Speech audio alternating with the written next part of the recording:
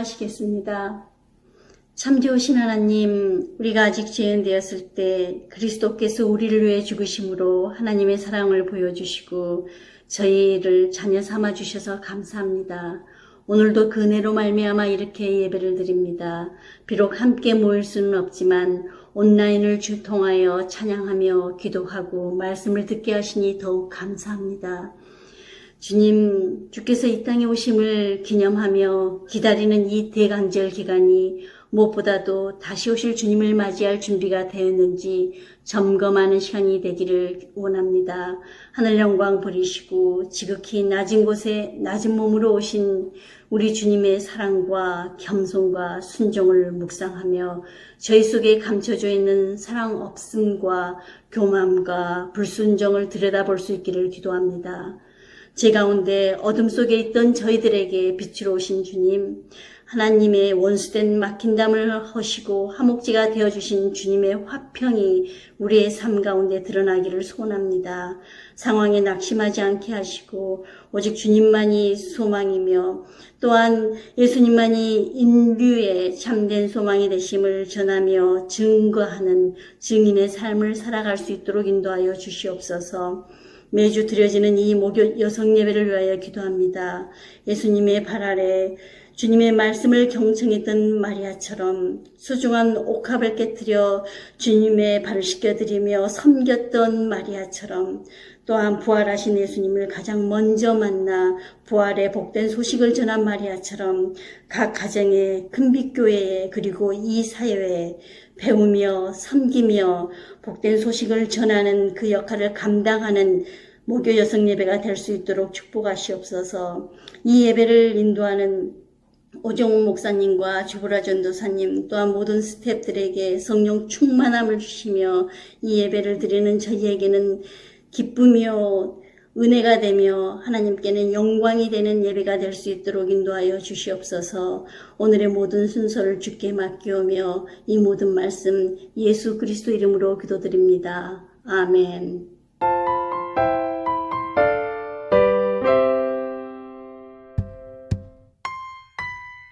안녕하세요.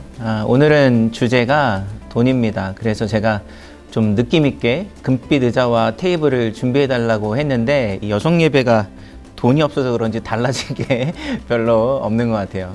나중에 편집하실 때 좀 블링블링하고 금빛이 이렇게 촤라라 쏟아지는 그런 것들로 해주시면 감사하겠습니다.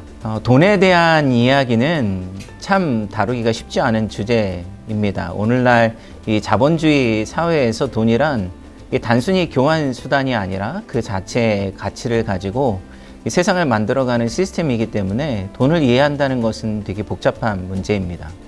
제가 오늘 그런 이야기를 하면 아마 유튜브를 끄고 나가실 것 같아서 오늘 아주 간단하게 돈의 영성과 관련된 세 가지를 나누도록 하겠습니다. 첫 번째로는 돈에 대한 자신의 욕망을 인정하는 것이 필요합니다. 우리는 생각보다 훨씬 많이 돈을 사랑합니다. 여러분이 얼마나 돈을 사랑하고 의지하고 있는지를 생각해 본 적이 있으신가요? 2008년도에 미국의 금융위기가 찾아왔을 때 이 월스트리트에 엄청난 규모의 금융기관들이 파산을 하기 시작했습니다. 근데 그때 그와 함께 매일같이 대서특필되던 이야기가 있었는데요. 많은 사람들이 자살하는 이야기가 도미노처럼 일어났습니다. 이 프레디 맥의 데이비드 캘러만이라는 41세였는데요. 자신이 더 큰 성공을 꿈꾸며 달리던 사무실에서 목을 매달아 죽었습니다. 또 어떤 사람은 자기가 좋아하는 빨간색 제규어 차량 옆에서 총으로 자살을 했고요. 또 71세의 억만장자는 달려오는 기차에 달려들어서 목숨을 끊었습니다. 이런 일들이 수도 없이 많이 일어났는데 돈이 대체 무엇이길래 이런 사건들이 끊임없이 일어났을까요? 그것은 현대인들의 삶에 돈이 얼마나 중요한 가치를 갖고 있는지를 보여주는 사건이었습니다. 미국의 리디머 교회에 팀 켈러 목사님이 계신데요. 이 목회 상담을 하면서 많은 사람들이 찾아와서 이 재고백을 하는 이야기를 들었습니다. 그러면 사람들이 이제 교만에 대해서, 음욕에 대해서, 범죄한 사실들 거의 모든 종류의 죄들에 대해서 다 고백을 했는데 단 한 가지는 사람들이 찾아와서 고백하는 소리를 듣지 못했다고 하셨습니다. 그게 무슨 고백인지 아십니까? 제가 자신을 위해서 너무나 많은 돈을 쓰고 있습니다. 돈을 향한 탐욕과 욕망이 내 영혼과 가족과 사람들을 망치고 있습니다. 이런 식의 고백은 들어본 적이 없다는 것입니다. 여러분, 이런 고백을 해보거나 들어본 적이 있으신가요? 돈에 대해서 헌금을 가르치는 내용들은 우리가 또 생각해보고 고민한 적은 있지만 실제로 돈에 대해서 더 헌금보다 더 중요한 것은 돈에 대한 우리의 욕망이 얼마나 우리의 삶과 영혼에 새겨져 있는지를 아는 것입니다. 제가 지금부터 몇 가지 질문을 드릴 테니까 여러분 빨리빨리 좀 스스로 속으로 대답해 보시길 바랍니다. 너무 깊게 생각하시면 안 되고요. 바로바로 대답을 하셔야 됩니다. 자, 첫 번째입니다. 은행에 돈이 쌓여갈 때 기분이 어떤가요? 은행에 돈이 줄어들 때 기분은 어떤가요? 여러분, 돈이 많아서 두려운 적이 있으십니까? 돈이 적어서 두려운 적이 있으십니까? 여러분은 주는 것을 좋아하시나요? 아니면 받는 것을 더 좋아하십니까? 여러분은 평소에 돈을 더 많이 생각하십니까? 하나님을 더 많이 생각하십니까? 여러분의 표정을 보니까 대충 어떻게 대답하셨는지 알 것 같습니다. 시편 119편 72절 말씀을 보면 이렇게 이 고백을 합니다. 주의 입의 법이 내게는 천천 금은보다 좋으니이다. 저도 이 말씀을 자주 묵상하면서 제 마음속을 들여다보는데요.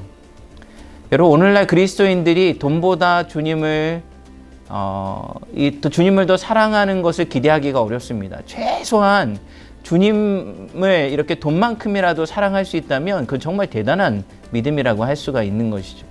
이 젊은 친구들과 이야기를 하다 보면 대다수가 두 가지의 고민은 꼭 가지고 있습니다. 하나는 돈을 잘 벌어야 한다는 것이고, 다른 하나는 돈 걱정 없이 살고 싶다는 것이죠. 그러니까 이 두 가지가 머릿속에서 떠나지 않고 늘 그것을 생각하며 살아간다는 것입니다. 이 두 가지를 생각한다는 것은 어떤 것입니까? 인생에서 이 두 가지가 가장 중요한 의징의 대상이 되고 있다는 것을 보여주고 있는 것이죠. 돈에 대한 문제를 다루기 위해서는 제일 먼저 우리가 얼마나 돈을 원하고 있는지를 깨닫는 것이 필요합니다. 그러니까 의사가 우리의 몸에 어떠한 질병이 있는지를 정확히 판단할 때 치료가 시작되듯이 우리가 얼마나 돈을 의지하고 사는지를 깨닫게 될 때, 그럴 때 우리의 삶에 주님의 은혜가 얼마나 필요한지를 알게 되는 것입니다. 두 번째로는 돈에 대한 욕망을 하나님 안에서의 만족으로 대체하는 것입니다. 미국에 있는 리버사이드 교회에 이 하인리 호프만이라는 사람이 1889년에 그린 그림이 있습니다. 이 그리스도와 부자 관원이라는 제목으로 그린 그림인데요. 이 그림은 우리가 잘 아는 것처럼 부자 청년 관원이 예수님을 찾아와서 어떻게 영생을 얻을 수 있는지를 묻는 이야기입니다. 그 그림을 보시면 중앙에 예수님이 계신데요. 그 눈에 가득 담긴 자비와 그리고 따뜻함, 안타까움을 느낄 수가 있습니다. 그리고 친절하게 어떻게 해야지 영생을 얻을 수 있는지를 가르쳐 주시는 그 손을 보게 되면 헐벗은 노인과 상복을 입은 여인을 가리키고 있는 것을 보게 됩니다. 그 옆에 화려한 장식을 한 청년이 보이는데요. 이 멋진 옷, 아마 에르메스를 걸치고 있고 구찌 모자와 샤넬에서 만든 허리띠와 이 조말론 향수를 뿌렸을 것 같은 그런 모습을 하고 있습니다. 근데 그 표정을 보게 되면 이게 시큰둥하죠. 성경에는 슬픈 기색을 했다라고 표현하고 있습니다. 그러니까 예수님이 가리키는 곳을 보지 않고 회피하고 있습니다. 허리에 얹은 왼손과 살짝 기대고 있는 오른손은 예수님의 말씀에 동의하지 못하고 불편하고 뭔가 이의를 제기하고 싶은 마음을 드러내고 있습니다. 예수님의 손과 젊은이의 손은 완전히 어긋나 있는 것이죠. 근데 이 그림이 가장 부유한 도시 뉴욕에 있다는 것이 흥미롭지 않습니까? 이 그림을 대하는 부유한 관원과 같은 뉴욕의 사람들은 어떠한 마음으로 그 그림을 보고 있을까요? 여러분, 여기서 예수님은 영생을 얻으려면 모든 사람들이 다 돈을 버리고 거지가 되어야 한다라고 말씀하시는 것이 아닙니다. 내가 하나님보다 더 사랑하는 것, 내가 하나님보다 더 의지하고 있는 것을 내려놓지 않고는 결단코 예수님의 제자가 될 수 없다는 것이죠. 여러분, 돈에 대한 욕망은 암처럼 우리 마음속에서 퍼집니다. 이것은 제한이 없고 조금씩 우리 안에서 자라나서 생명을 완전히 잠식할 때까지 멈추지 않습니다. 그래서 돈은 절대로 충분하다는 개념이 없습니다. 제가 예전에 만났던 성도님 중에 한 분이신데요. 제가 볼 때는 정말 돈이 많으신 분이었습니다. 땅도 많고 정말 부족함이 없는 분이셨는데 만날 때마다 늘 힘들다 이야기를 하시는 것입니다. 그래서 제가 한 번은 도대체 뭐가 그렇게 힘이 드시는지 여쭤보았습니다. 그분의 대답이 무엇이었냐면 자기에게 딸이 하나 있는데 이 아이가 원하는 삶을 살 만큼 돈이 부족하다는 것이죠. 그 이야기를 들으면서 이분의 문제는 딸아이의 문제가 아니라 돈의 욕망에 사로잡혀 있는 것이 문제라는 것을 느끼게 되었습니다. 여러분, 성경은 우리가 하나님으로만 충분하다는 것을 가르쳐주고 있습니다. 이스라엘 백성이 출애굽을 하고 나서 하나님께서 이들을 일부러 광야로 인도하십니다. 이 광야로 데려가신 이유는 무엇이냐면 이 애굽에 살면서 갖게 된 애굽의 욕망을 벗겨버리고 이 하나님 안에서 만족함을 가르치시기 위해서였습니다. 그래서 하나님은 만나를 통해서 훈련을 시키셨는데요. 여러분, 만나를 주실 때 조건이 무엇이었습니까? 만나는 매일 아침에 내리는데 각 사람은 하루 먹을 것만 가져갈 수가 있습니다. 이틀치도 안 되고 일주일치도 안 됩니다. 하루치만 가져갈 수 있습니다. 자, 그렇게 아침에 하루치 음식을 만나를 가져오게 되면 그것을 구워 먹고 튀겨 먹고 볶아 먹습니다. 그리고 저녁이 되면 먹을 것이 하나도 남지 않습니다. 여러분, 그 기분이 어떨까요? 내일은 어떻게 하지? 내일이 되면 과연 먹을 것을 구할 수 있을까? 내가 이 광야에서 먹을 것 없이 살아갈 수 있을까? 이러한 불안한 마음 가운데 잠이 들었을 것입니다. 그런데 다음날 아침에 되면 만나가 내려 있는 것이죠. 그러면 하루를 또 만나를 가지고 살아갑니다. 저녁이 되면 다시 불안해집니다. 아침에 되면 하나님의 공급하심을 경험합니다. 이렇게 40년간을 훈련했던 것이죠. 하나님은 만나를 주실 때 광야에서 원하는 만큼 주신 것이 아니라 필요한 만큼만 주셨습니다. 그렇게 하신 이유는 무엇이냐면 이 물질에 대한 애굽의 욕망, 이 세상적인 것들에 대한 욕망을 벗겨내야지만 비로소 하나님이 주시는 만족을 경험할 수 있기 때문입니다. 여러분, 예를 들어서 라면을 잔뜩 먹고 나서 배가 부른 사람에게 이 최고급 요리사가 준 음식을 갖다 주면 먹을 수 있을까요? 그 맛을 느낄 수 있을까요? 전혀 아마 느끼지 못할 것입니다. 배가 고프고 입이 그런 자극적인 맛에서 벗어나 있을 때만 이 최고급 요리가 주는 맛을 제대로 누릴 수가 있게 되는 것이죠. 여러분, 하나님의 말씀의 깊이를 알 때만 우리는 돈의 욕망에서 벗어날 수가 있습니다. 요한계시록 18장을 보게 되면 하나님을 대적하는 나라인 바벨론이 멸망을 당하는데요. 이 바벨론의 특징이 무엇이냐면 엄청난 사치와 풍요 속에서 사람들의 영혼을 삼켜버리는 것이 바벨론의 특징입니다. 하나님을 떠나서는 세상의 물질이 우리의 영혼을 상하게 만들고 우리를 노예처럼 만들어 버리는 것이죠. 이 신명기를 보게 되면 사람이 떡으로만 살 것이 아니요 하나님의 입으로 나오는 모든 말씀으로 살 것이니라. 모세가 이 광야의 삶을 살아가면서 만나를 주신 이유를 설명할 때 한 이야기입니다. 이것을 그대로 예수님께서 인용하시면서 이 물질의 유혹 가운데 빠져있는 성도들을 향해 다시 말씀하신 것입니다. 만족은 하나님의 말씀으로부터만 얻을 수 있다는 것이죠. 여러분, 성도들이 세상과 다른 점이 무엇입니까?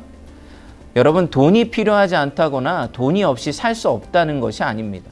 성도가 세상과 다른 점은 하나님 안에서만 만족을 누릴 수 있다는 것을 경험하는 것이죠. 여러분, 이것을 경험하는 것은 세상의 삶에서 엄청난 차이를 가져다 줍니다. 세 번째로는 조금 어려운 말이지만 이 종말론적인 비전 속에서 관대함을 실천하는 것입니다. 여러분, 하나님의 말씀 안에서 만족을 누리기 시작하면 돈에 대한 집착에서 벗어나서 돈을 어떻게 써야 하는지를 이제 고민하기 시작하게 됩니다. 이 중세에 non nobis domine라는 말이 있습니다. 이 정도 하나는 좀 기억을 해주시면 좋을 것 같은데요. 그 말은 우리 것이 아니라 주님의 것이라는 뜻입니다. 그러니까 돈이 주님의 것이라면 어떻게 사용해야 할까요? 이 존 웨슬리의 유명한 설교 돈의 사용이라는 설교가 있는데요. 거기서 이렇게 웨슬리가 이야기합니다. 이 세상이 여러분의 거처가 아닙니다. 가난한 거지처럼 이 세상의 것들에 매이지 마십시오. 하나님은 많은 선물을 받은 선한 청지지가 되십시오. 그래서 여러분이 행할 임무에 대하여 계산할 때에 주님께서 잘하였다, 착하고 충성된 종아, 너는 주인의 기쁨에 참여하리라 하는 칭찬을 듣도록 하십시오. 여러분, 그래서 웨슬리는 할 수 있는 대로 많이 벌고 할 수 있는 대로 많이 저축하고 할 수 있는 대로 많이 주라라고 이야기를 했습니다. 이것은 수단과 방법을 가리지 않고 돈을 벌라는 이야기가 아닙니다. 그러니까 자기의 생명, 영혼, 건강을 해치면서 돈에 목숨을 걸라는 이야기가 아닙니다. 이웃을 해치면서 돈을 벌라는 이야기도 아닙니다. 정직한 지혜와 근면함으로 돈을 벌고 하나님이 함께 하시기 때문에 그 돈을 버는 방식을 온전히 하라는 것입니다. 또한 필요 이상으로 소비하지 말라는 것이죠. 육신의 정욕과 안목의 정욕과 허영심을 충족시키는데 돈을 쓰지 말고 저축하라는 것입니다. 그리고 나서 할 수 있는 대로 많이 주어라 라고 말하고 있습니다. 여러분이 이 부분이 기독교인의 차이입니다. 여러분, 돈이 갖고 있는 자기 파괴의 위험에서 벗어날 수 있는 유일한 길은 돈을 나누어 주는 길입니다. 웨슬리가 계속해서 말하기를 여러분, 하나님께서 배고픈 자를 먹이고 헐벗은 자를 입히고 나그네와 과부와 고아를 도와줄 돈, 즉 참으로 인류의 궁핍을 구제할 돈을 여러분에게 맡겼다는 사실을 모르십니까? 여러분, 하나님께서 우리에게 돈을 주실 때 거기에는 다른 사람의 포션도 들어가 있다는 것을 기억해야 한다는 것이죠. 여러분, 우리가 이렇게 살 수 있는 이유는 무엇이냐면 다가올 하나님의 나라가 바로 그러한 나라이기 때문입니다. 이사야서 55장을 보게 되면 바벨론의 포로가 된 성도들을 향해서 하나님께서 가져오실 새로운 나라의 비전을 제시하고 있습니다. 1절 말씀에 오호라 너희 모든 목마른 자들아 물로 나아오라 돈 없는 자도 오라 너희는 와서 사 먹되 돈 없이 값없이 와서 포도주와 젖을 사라. 이 값없이 하나님의 풍성한 은혜와 선물이 주어지는 나라가 하나님의 나라라는 것이죠. 그러한 나라를 바라보는 성도들은 값없이 풍성히 자기의 삶을 나누어주는 그런 하나님의 관대함을 따라 살아가는 성도들의 삶이 되어야 한다는 것입니다. 여러분, 결론을 맺도록 하겠습니다. 우리는 이 돈의 욕망으로 가득한 세상에서 살아가고 있습니다. 거기에는 만족함이 없고 또 만족함이 없기 때문에 관대한 나눔과 사랑도 없습니다. 그러나 우리는 세상이 모르는 만족함을 갖고 있는 사람들입니다. 하나님의 말씀이 주는 만족함이 먼저 우리의 마음을 충만히 채우기 때문에 우리는 세상과는 다르게 관대하게 살아갈 수 있습니다. Non nobis domine, 우리의 것이 아니라 주님의 것입니다. 우리의 영광이 아니라 주님의 영광을 위한 것이 우리의 삶입니다. 오늘 말씀을 통해서 여러분 돈이 갖고 있는 유혹에서 벗어나서 하나님 말씀해 주시는 영적인 그런 충만한 가운데 우리가 돈을 제대로 사용하시는 여러분들이 되시기를 주님의 이름으로 소원합니다. 이 시간 같이 기도하겠습니다. 하나님, 주님의 은혜와 사랑을 감사합니다. 우리가 어렵고 힘든 시간들을 살아가고 있지만 하나님의 말씀이 우리 가운데 있고 하나님이 주시는 풍성함이 우리의 삶 가운데 있기에 하나님, 우리는 부족함이 없이 살아갈 수 있습니다. 이 세상에 있는 많은 사람들을 주님은 알지 못해서 정말 끊임없이 영혼의 만족을 위하여서 돈을 추구하지만 하나님, 그 어떤 것도 하나님의 말씀 이외에는 우리의 영혼을 채울 수 없음을 고백합니다. 하나님, 우리 사랑하는 모든 여성 예배 성도들이 하나님의 말씀 안에서 온전한 영혼의 만족을 누리게 하여 주시고 하나님의 관대함을 따라 이 세상의 자비와 긍휼과 사랑을 흘려보낼 수 있는 복된 삶을 살아갈 수 있도록 인도하여 주시옵소서. 이 모든 것을 주님 앞에 올려드리며 예수님의 이름으로 기도드리옵나이다. 아멘. 박성호 목사님께서 돈에 대해서 말씀을 나눠주셨는데요. 좋은 책이 있어서 한번 소개시켜 드려볼까 합니다. 이 책을 읽으시면 성경에서 또 하나님이 가지고 계신 이 돈에 대한 생각이 어떤 것인지 조금 더 이해할 수 있을 것이라 생각되어집니다. 이 책은 고전인데요. 리차드 포스터가 쓴 돈, 섹스, 권력이라는 책입니다. 이 책 중에서 이 돈에 관한 그 파트에 또 그 파트를 한번 읽어드리도록 하겠습니다. 제4장, 불의한 재물을 하나님 나라를 위해 쓰라. 내가 알기에는 마태복음 6장 24절에서 예수께서 우리가 하나님과 만몬을 동시에 섬길 수 없다 하신 말씀과 누가복음 16장 9절에서 말하는 불의한 재물을 가지고 친구를 사귀어야 한다라고 하는 예수님의 관심을 조화시키려고 시도한 사람이 아무도 없었다. 그러나 이 조화야말로 우리가 돈의 어둡고 밝은 양면에 대해서 성경이 증언하는 바를 올바르게 이해하는 데 꼭 필요한 것이다. 누가복음 16장 비유 자체는 아주 단순한 것이다. 한 부자가 그의 청지기, 즉 기업 관리인이 자신의 재산을 잘못 관리한 곳을 발견하고는 이내 그를 해고시킨다. 그러나 그 청지기는 쫓겨날 시한이 되기 전에 머리를 써서 자신의 장래를 확보해둔다. 그는 자기 주인에게 빚진 자들을 불러서 하나씩 그 빚진 돈에서 20%에서 50%를 깎아서 기록하도록 한다. 이렇게 되면 그 채무자들은 그 청지기에게 큰 은혜를 입는 것이기 때문에 그가 직장에서 쫓겨나면 그를 도와주지 않을 수 없게 될 것이다. 이 계획은 분명히 영리하면서 또 그만큼 부정직한 것이다.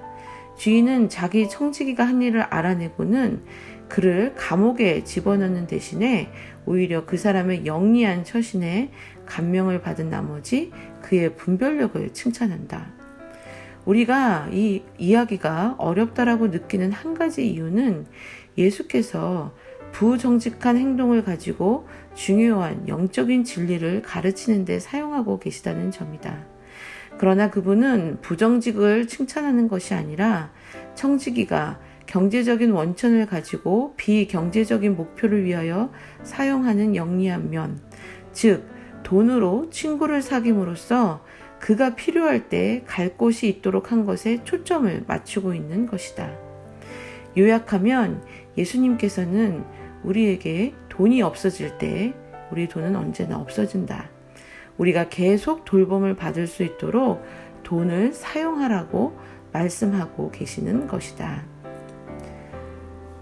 그리스도께서 불의한 재물이라고 말씀하셨을 때 그는 돈의 내재에 있는 타락성을 강조하셨다.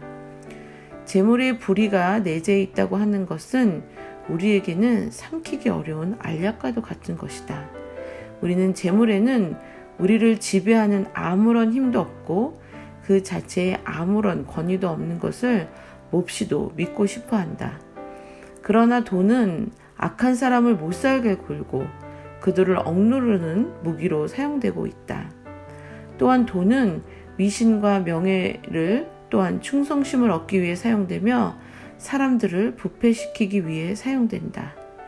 이것이 예수께서 불의한 재물로 친구를 사귀라고 하신 분명한 이유이다. 우리는 돈으로부터 도망치기보다는 그것을 붙들어서 하나님 나라의 목적들을 위하여 사용해야 한다는 것이다. 우리는 돈을 정복하고 하나님의 나라를 진척시키는 일에 사용하도록 부름을 받았다. 마태복음 6장에서 예수님께서는 땅 위에 보물을 쌓아두지 말라는 경고로 시작하신다. 그 주된 이유는 그것이 매우 안전치 못한 투자이기 때문이다. 왜냐하면 이 세상은 종과 동룩이 쏟아버릴 것이고 도둑이 훔쳐갈 수 있기 때문이다. 대신 우리의 보물을 하늘에 쌓아두라고 말씀하신다. 어떻게 쌓아둘 수 있을 것인가? 우리가 이 질문에 물어야 할 것은 하나의 질문이 있는데 바로 하늘에 무엇이 있을까라는 질문이다. 분명히 하늘나라에는 사람들이 있게 될 것이다. 따라서 우리가 보물을 쌓아두는 한 방법은 사람들의 생명을 위하여 투자하는 일이다. 사람들에게 투자된 돈은 가능한 최선의 투자이다. 돈을 적절히 사용하는 길은 참으로 사람의 생명을 위하여 가능한 최대한의 투자를 하여서 우리가 하늘에 보물을 둘 수 있게 하는 일이다. 돈을 사용해야지 섬겨서는 안 된다.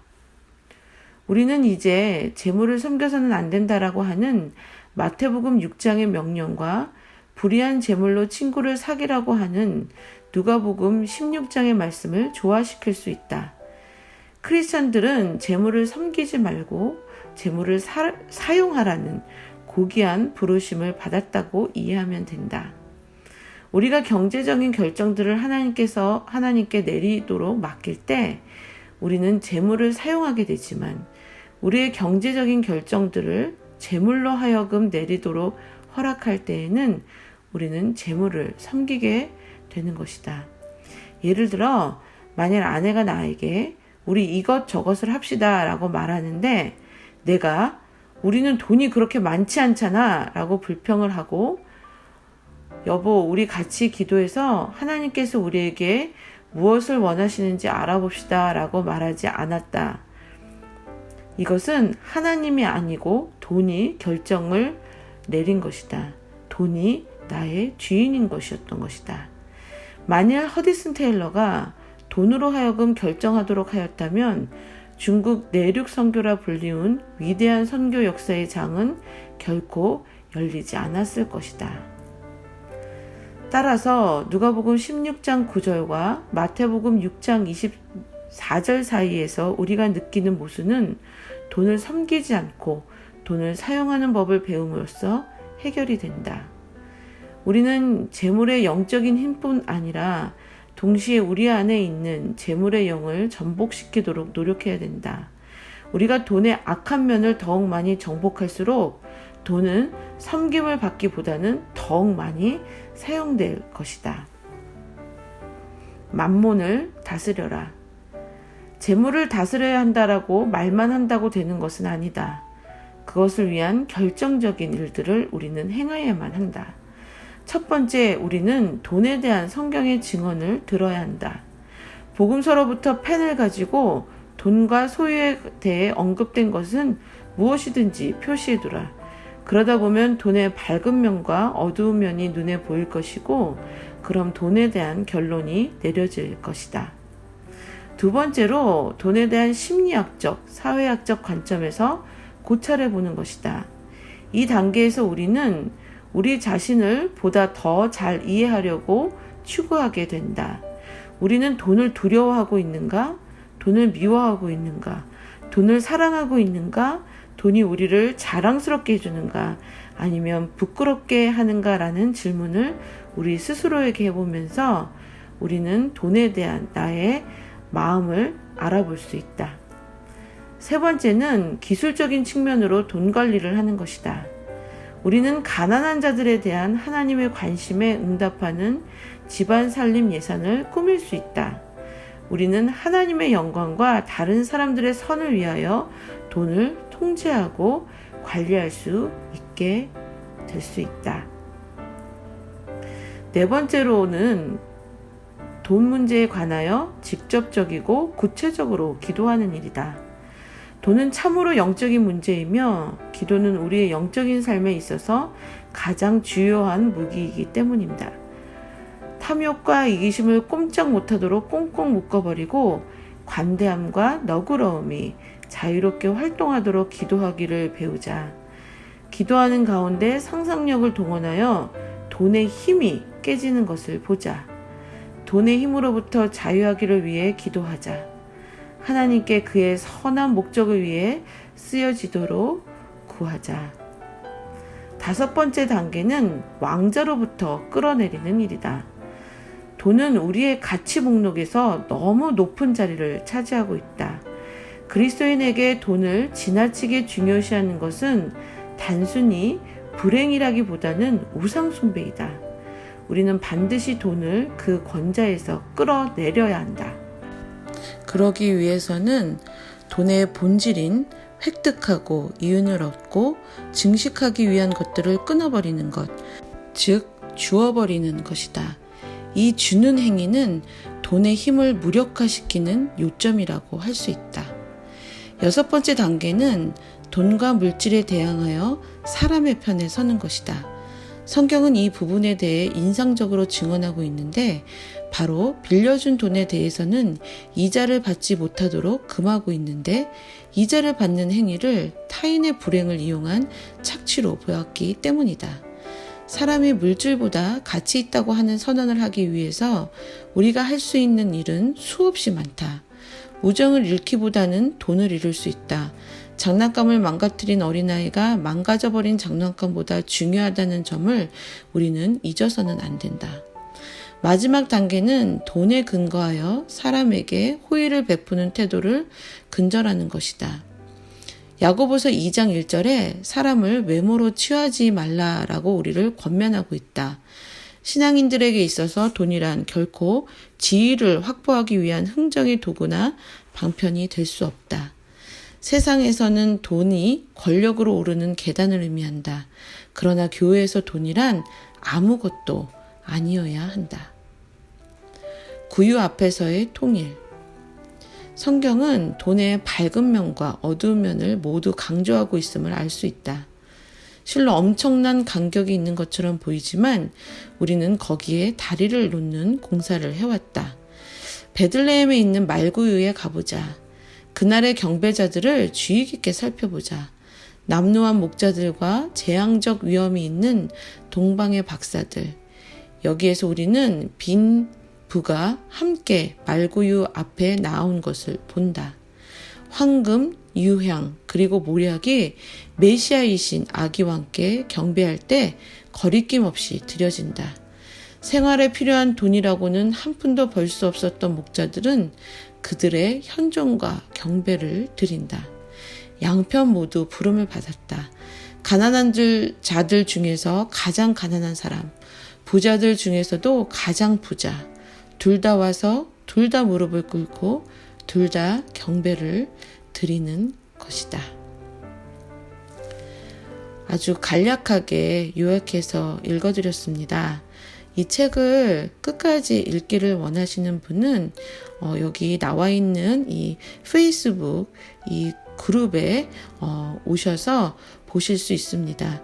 저에게 먼저 친구 요청을 해주시면 제가 그룹에 초대해 드릴 수 있습니다. 그럼 우리 모두 페이스북 저희 그룹에서 만나 뵙기를 소원합니다.